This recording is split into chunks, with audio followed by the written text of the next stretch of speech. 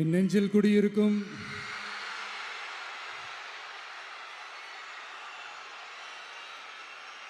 கரூர் சொந்தங்கள், உங்கள் அனைவருக்கும் என்னுடைய வணக்கம்.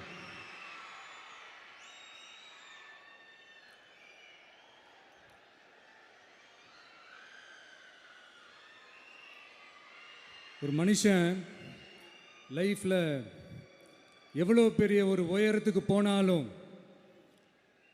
மனசளவில் சில வலிகள், காயங்கள் அதை மறக்க முடியாது இல்லையா? எல்லார் லைஃப்லேயும் அப்படி தான், நமக்கும் அப்படி தான். நிறையா வலிகள், காயங்கள் எல்லாத்தையும் தாண்டி தான் வந்திருக்கிறோம்.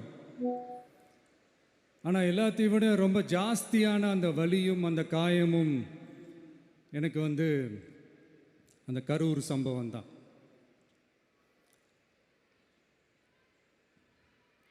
மக்களை சந்திக்கணும், மக்கள் பிரச்சனைகளை எடுத்து பேசணும். அதுக்காக தான் அந்த மக்கள் சந்திப்பு பயணத்தை தொடங்கி திருச்சி, அரியலூர், நாகப்பட்டினம், திருவாரூர், நாமக்கல், கரூர் அப்படின்னு சொல்லிட்டு போயிட்டுருந்தோம். அரியலூரில் அந்த மீட்டிங் முடிச்சுட்டு பெரம்பலூர் போகிறதுக்கு முன்னாடி அந்த பெரம்பலூர் போலீஸ் எங்களை அலர்ட் பண்ணாங்க. சரிங்க, கூட்டம் கொஞ்சம் ஜாஸ்தியாக இருக்குது, லேட் ஆகிடுச்சு, வராதிங்க அப்படின்ட்டு. So we had no choice. Police சொன்னால் நம்ம அதை ஒபே பண்ணி தானே ஆகணும். அதே நேரத்தில் பெரம்பலூர் மக்களோட அந்த சேஃப்டியும் மைண்டில் எடுத்துக்கிட்டு ஒரு மன வலியோடவே திரும்ப போயிட்டோம். அதுக்கப்புறம் பெரம்பலூர் தொகுதி மக்களுக்கு மன்னிப்பும் கேட்டோம். அதே மாதிரி நாமக்கல் அந்த மீட்டிங் முடிச்சுட்டு கரூர் வரும்போது அந்த கரூர் போலீஸ் எங்களை அலர்ட் பண்ணியிருக்கலாம்ல.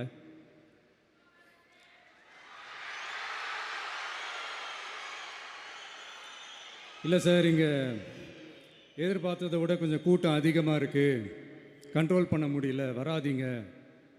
அண்ட் போலீஸ் நினச்சா அவங்க அந்த மீட்டிங்கே கேன்சல் பண்ணலாம். ஏதோ தப்பாக இருக்குது, ஏதோ தப்பாக தோணுது அப்படின்னு நினச்சிட்டாலே they have all the rights to cancel the meeting. எங்ககிட்ட கேட்கணும்லாம் ஒன்றும் அவசியமே கிடையாது.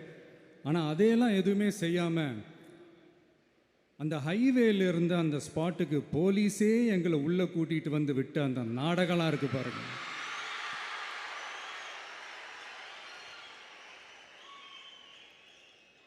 நம்பிட்டேங்க, முழுசாக நம்பிட்டேன். அன்றைக்கி இருந்த அந்த கரூர் போலீஸ் பேசும்போது தேங்க்ஸ்லாம் சொன்னேன் அவங்களுக்கு. எனக்கு தெரியாது இப்படி ஒரு நாடகம் நடக்கும். இதுக்கெல்லாம் யார் காரணம்? இதெல்லாம் யார் சொல்லி செஞ்சது?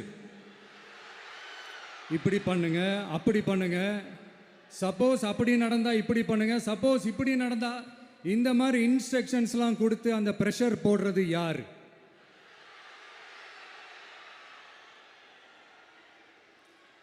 அந்த சம்பவத்தில் நம்ம யாரெல்லாம் எழுந்திருக்கோம் தெரியுமா? ஒரு டிவியில் என் படமோ பாட்டோ வந்துச்சுன்னா, அம்மா விஜய் மாமா, அம்மா விஜய் மாமா அப்படின்னு சொல்லி அவங்க அம்மா கிட்ட சிரிச்சுக்கிட்டு அந்த டிவி ஸ்க்ரீனை போய் தொட்டு முத்தம் கொடுத்துக்கிட்டு என் அக்கா தங்கச்சிங்களோட தங்க பிள்ளைகளை இழந்திருக்கோம்யா. மழலை கூட சரியா வராதப்போ ஒரு பேப்பர் மேகசினில் என் ஃபோட்டோவை பார்த்தா அது சிரிச்சுக்கிட்டு அந்த கள்ளங்கபடம் இல்லாத அந்த சிரிப்பு, அந்த கடவுள் மாதிரி இருக்கிற அந்த பச்சை பிள்ளைங்களை இழந்திருக்கோம்யா.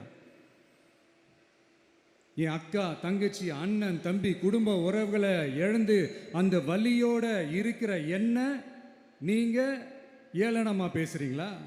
என் மேலே பழிய தூக்கி போடுறீங்களா? இப்படி ஒரு சம்பவம் நடந்துருச்சு. இது ஏன், எதனால், அதுக்கான பின்னணி என்னன்ட்டு அந்த வலியோட வீட்டில் உட்காந்துட்டு இருக்கிறேன். ஓடி ஒளிஞ்சிட்டான்னு வர சொல்கிறீங்களா? வாயின்னு முன்ன இருந்தா என்ன வேணாலும் பேசுவீங்களா?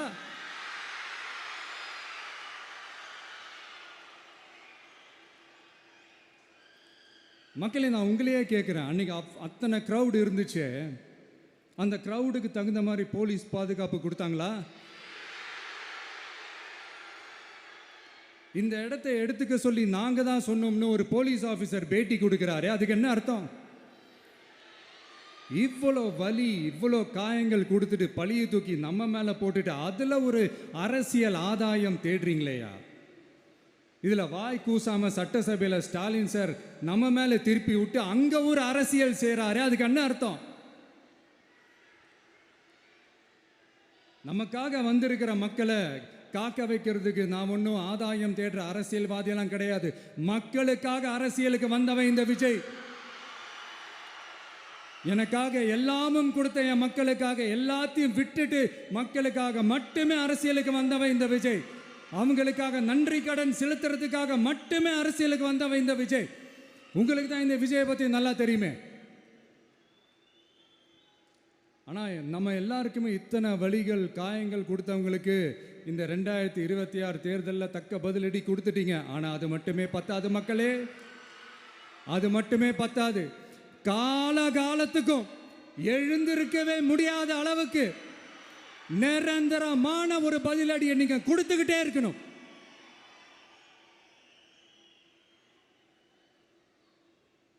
இப்படிலாம் பண்ணா நான் மக்களை விட்டு ஓடிடுவேன் நினைப்பா?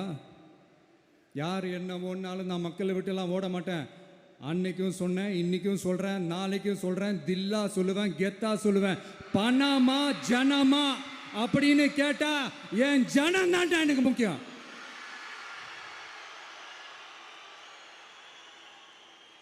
மக்களே, உங்களை விட எனக்கு இந்த காசு பணம் முக்கியமா என்ன? இவ்வளோ குறைகள் நம்ம மேலே சொல்கிறாங்களே, இப்போ நான் சொன்ன மாதிரி அவங்களால ஓப்பனாக சொல்ல முடியுமா? அந்த தில்லு இருக்கா, திராணி இருக்கா? ஒரு கிடையாது. ஆனால் நம்ம மக்கள் அமைச்சு கொடுத்த நம்ம அரசை குறைகள் மட்டும் டிசைனா மாடலாக குறைகள் மட்டும் சொல்லுவாங்க. ஒவ்வொரு டிபார்ட்மெண்ட்லேயும் அந்த பார்ட்டி ஃபண்ட், அந்த கட்சி நிதின்ற பேரில் அடிக்கிற கொள்ளையெல்லாம் இந்த தீய சக்தியாக இருக்கட்டும், தீந்து போன சக்தியாக இருக்கட்டும், ரெண்டு பேரும் மாறி மாறி இதே தான் செஞ்சிட்டு இருக்கிறாங்க. இதில் ஒரு ஹைலைட் காமெடி என்னன்னா, சட்டசபையில் பேசும்போது பார்ட்டி ஃபண்டுன்னு தான் சொன்னேன். அது எந்த பார்ட்டி, என்ன ஃபண்டு, யாரு, என்ன பேரு, எதுவுமே சொல்ல. பார்ட்டி ஃபண்டுன்னு சொன்னவனை எடுத்தாங்க பாருங்க ஒரு ஓட்டம். எனக்கே ஃபஸ்ட்டு புரியல, ஏன்பா ஓடுறாங்க? அப்படி என்ன நம்ம இப்போ சொல்லிவிட்டோம்? அதான் அந்த குற்றம் உள்ள நெஞ்சுக்கு தான் குறுகுறேங்கும். இது எப்படி இருக்குது தெரியுமா? எங்கள் அப்பா பீரோக்குள்ளே இல்லை, எங்கள் அப்பா பீரோக்குள்ளே இல்லை அப்படின்னு சொல்கிற மாதிரி. ஐயோ, ஏன் கேட்குறீங்க? இவங்களோட செம்ம கூத்தாக இருக்குங்க, செம்ம ஃபன்னாக இருக்குது. சென்னையில் ஒரு பாலம் கட்டுறதுக்காக நார்மலாக ஆகிற செலவை விட அதிக செலவில், கிட்டத்தட்ட டபுள் மடங்கு செலவில் ஒரு டெண்டர் ஒன்று விட்டுருக்குறாங்க.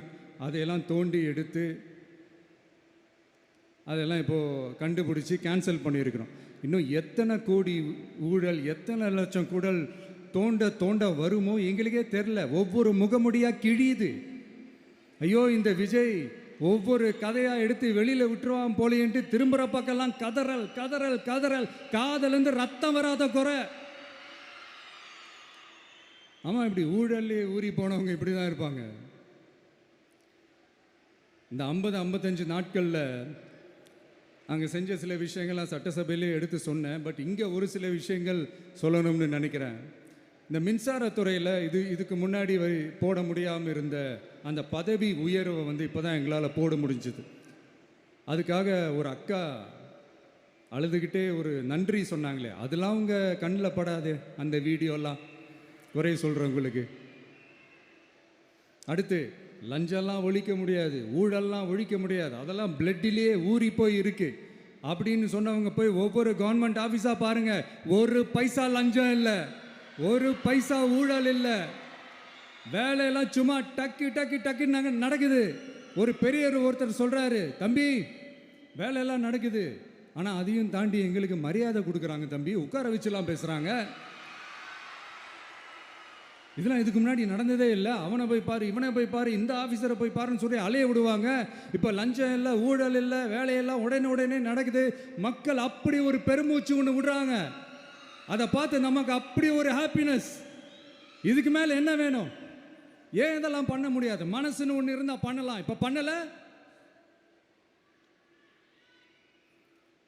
அதே மாதிரி இந்த எல்என்டி நிறுவனத்தோட 18,600 crore-க்கு 3 திட்டங்கள் அந்த ஒப்பந்தம் அந்த கையெழுத்து போட்டிருக்கிறோம். கிட்டத்தட்ட 8,200 பேருக்கு வேலை வாய்ப்பு. நான் சொல்கிறது அந்த 3 மாவட்டத்தை சேர்ந்தவங்களுக்கே அவ்வளோ வேலை வாய்ப்பு. குறுவை சாகுபடிக்காக 134 கோடியில் அந்த சிறப்பு தொகுப்பு திட்டம் அறிவிச்சிருக்கிறோம் நம்ம விவசாயிகளுக்காக. இப்போவும் சொல்கிறேன், நம்ம விவசாய பெருமக்களே, உங்களோட இந்த அரசு கூடவே நிற்கும். பெண்கள் பாதுகாப்புக்காக சிங்கப்பெண் அதிரடி படை, அது உங்களுக்கு நல்லாவே முன்னாடியே தெரியும். வரப்போகிற அறிஞர் அண்ணா அவர்களுடைய பிறந்த நாளில் உங்கள் அண்ணனுடைய அரசில் தாய் மாமன் தங்க மோதிர திட்டம் அறிவிக்கப்படும். இதெல்லாம் கேட்டாங்களே, வாக்குறுதி கொடுத்தீங்களே, என்னாச்சுன்னு. இந்த தீய சக்தி மாதிரி ரீல் தாய் மாமன்லாம் கிடையாது, ரியல் தாய் மாமன். எப்படி ரியல் தாய் மாமன்.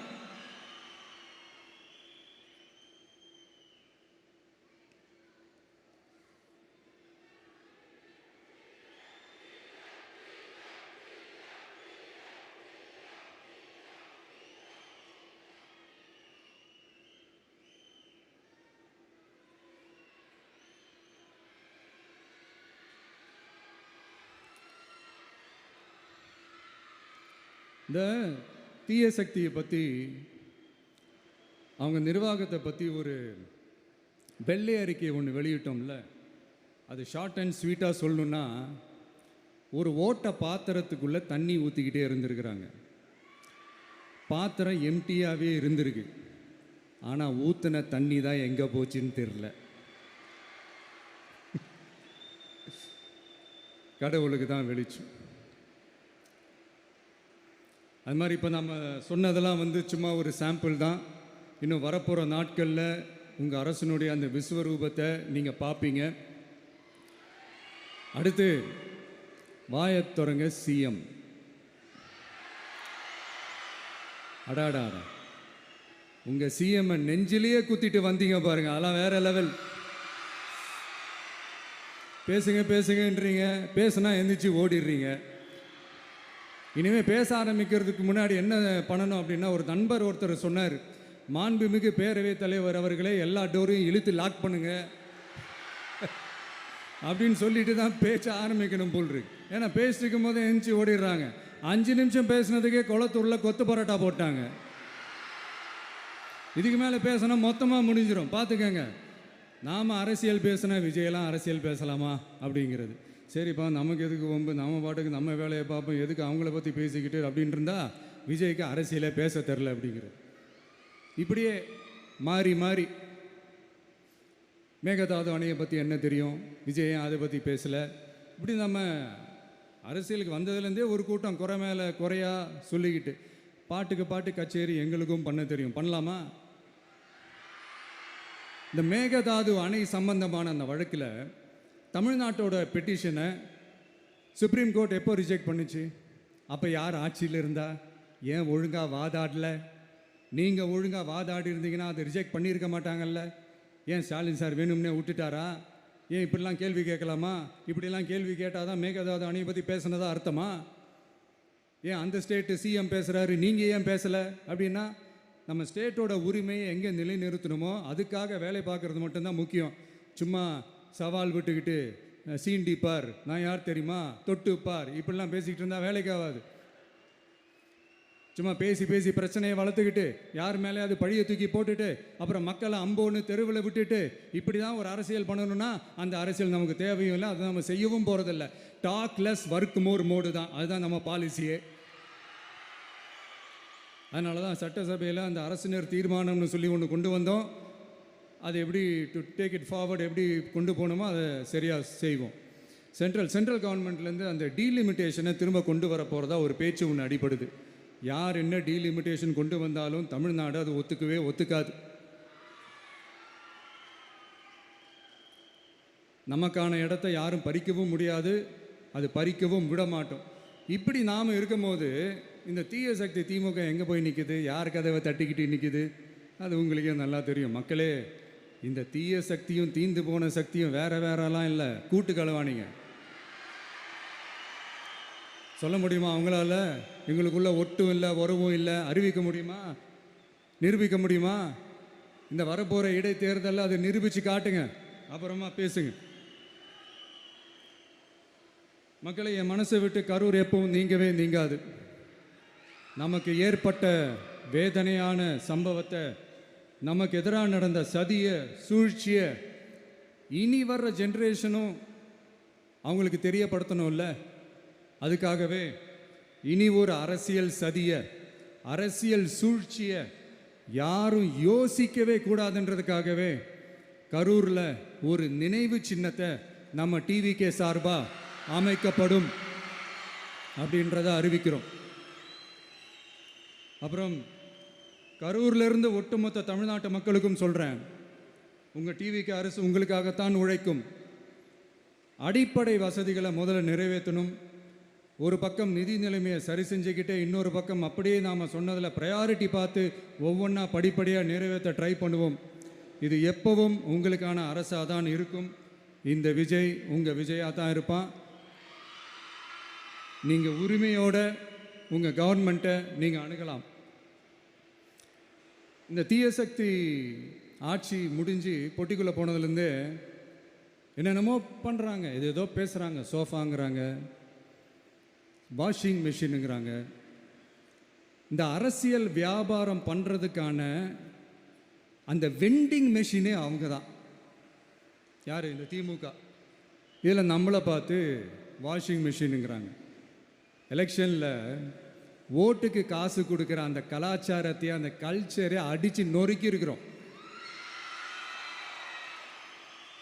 எலெக்ஷன்லேயே அப்படி வேலை பார்த்தோம். நமக்கு எதுக்கு இந்த குதிரை, கழுதை, ஒட்டக பேரெல்லாம்? மக்களின் பக்கம். அப்படி இருக்கும்போது நமக்கு எதுக்கு இந்த பேரெல்லாம்? இந்த திருட்டு திமுக ஆட்சியை வச்சுக்கிட்டு ஊரடிச்சு ஒலையில போட்டு இந்த கொள்ளையை அடித்ததுனால தான் உங்கள் கரூர் கம்பெனி ஓனர் ஒருத்தர் எங்கே இருக்காருன்னே தெரியாமல் ஓடு ஓடு ஓடு ஓடு ஓடு ஓடு ஓடு ஓடு வராம் பாரு வேட்டக்காரன் ஓடினே இருக்கிறாரு. இன்னொருத்தர் ஃபாரின்ல போய் ஒளிஞ்சுக்கிட்டார். ஃபாரின் ஸ்டாலின் சார்ன்னு நினச்சிட போறீங்க. அவர் இல்லை. எனக்கு எப்பவுமே ஸ்டாலின் சார் மேலே ஒரு தனி பாசம் ஒன்று உண்டு. அவர் கிடையாது, இவர் வேற. சிங்கப்பூருக்கு செக்கப்புக்கு போனார்ல அவர். இன்னும் தோண்ட தோண்ட எத்தனை பேர் மாட்ட போகிறாங்களோ தெரில. உங்ககிட்ட யாராவது லஞ்சம் ஏதாவது கேட்டாங்கன்னா கொடுக்க முடியாது சொல்லுங்கள், நான் இருக்கேன் உங்களோட. அப்படியே யாராவது ஃபோர்ஸ் பண்ணாங்கன்னா, இது எங்க மகன், எங்க புள்ள, எங்க அண்ணன், எங்க தம்பி, எங்க விஜய், எங்க விஜயோட ஆட்சின்னு ஸ்ட்ராங்கா சொல்லுங்க. மக்களை, நீங்க கூட இருக்கும் போது லஞ்ச ஊழல் மட்டும் இல்லை, அதிகாரத்தை வச்சு ஆட்டம் போடுற யாரா இருந்தாலும் அடங்கிடுவாங்க. இந்த கடமை, கண்ணியம், கட்டுப்பாடுன்ட்டு ஒரு காலத்தில் கொள்கையோடு இருந்த கட்சியெல்லாம் இன்னைக்கு எப்படி இருக்கான்னு உங்களுக்கே தெரியும். அதாவது இந்த டிவிகே கட்சியோட தலைவரை எதிர்க்கிறதுல ஒரு நியாயம் இருக்கு. ஏன்னா உங்கள் பொழப்பில் மண்ணள்ளி போட்டான். என்ன, இந்த ஊழல் லஞ்சம்லாம் பண்ண மாட்டேன்னு சொல்லி உங்கள் அரசியலையே ஒரு தெருமுனைக்கு கொண்டாந்து விட்டான். மக்கள் வேற அவனை தான் நம்புகிறாங்க. ஸோ இந்த விஜயை எதிர்க்கிறதுல ஒரு அரசியல் நியாயம் இருக்குது, அதை புரிஞ்சிக்கலாம். ஆனால் இன்னைக்கு இந்த விஜயை மக்கள் ஓட்டு போட்டு ஜெயிக்க வச்சு ஒரு தீர்ப்பை கொடுத்து மக்களுக்காக வேலை செய்கிறதுக்காக முதலமைச்சராக உட்கார வச்சிருக்கிறாங்க. இன்னமும் நீங்கள் தான் ஆட்சியில் இருக்கிற மாதிரி விஜய் கரூருக்கெல்லாம் போகக்கூடாது, விஜய் இங்கே போகக்கூடாது, அது செய்யக்கூடாது, இது செய்யக்கூடாதுன்னு எனக்கு புரியலையே. ஆட்சியில் இருக்கும் போது தான் இவ்வளோ கட்டுப்பாடெல்லாம் போட்டிங்க, எஸ்ஓபிஸ்லாம் போட்டிங்க, ஸ்டாலின் சார் ஆப்ரேட்டிங் ப்ரொசீஜர்லாம் போட்டிங்க. இப்போவும் அதே பண்ணிட்டு இருந்தீங்கன்னா என்ன சார் நியாயம்? இல்லை, நான் தெரியாமல் தான் கேட்குறேன். இன்னும் கனவுலையே இருக்கிறீங்களா? முதல்ல முழிச்சு வாங்க, ரியாலிட்டிக்கு வாங்க. உங்கள் ஆட்சியெல்லாம் வீட்டுக்கு போய் டிவிக்கேன்னு ஒரு ஆட்சி வந்து ரொம்ப நாள் ஆச்சு. ஒழுங்கா படி என்று சுப்ரீம் கோர்ட் ஓங்கி மண்டேலியே நறுக்கு நறுக்கு நறுக்கு என்று செம்மட்டியாலே அடிச்சும் இந்த திமுக முழிச்சிக்கல அப்படின்னா அப்போ கொஞ்சம் கஷ்டம்தான். வெற்றி தோல்வியெல்லாம் அரசியலில் சகஜம் சார். அதுக்காகலாம் வெறி பிடிச்சி இந்த பதவி வெறி பிடிச்செல்லாம் அலைய தேவையில்லை. நல்ல விதமாகவே சொல்கிறேன், நியாயமான அரசியல் பண்ணுங்க. ஓ, அதுதான் உங்களுக்கு தெரியாதுல்ல. இந்த தீய சக்தி திருத்தவும் முடியாது, அவங்களா திருந்துவாங்கன்னு பார்த்தா அதுவும் நடக்க போகிறதில்ல. அதனால் வரப்போகிற இடைத்தேர்தலில் மக்களே இந்த தீய சக்தி திமுகவை நல்லா வெச்சு வெளுத்து விடுங்க. கான்ஃபிடண்டா இருங்க மக்களே, நல்லதே நடக்கும், வெற்றி நிச்சயம். மீண்டும் சந்திக்கும் வரை நன்றி, வணக்கம்.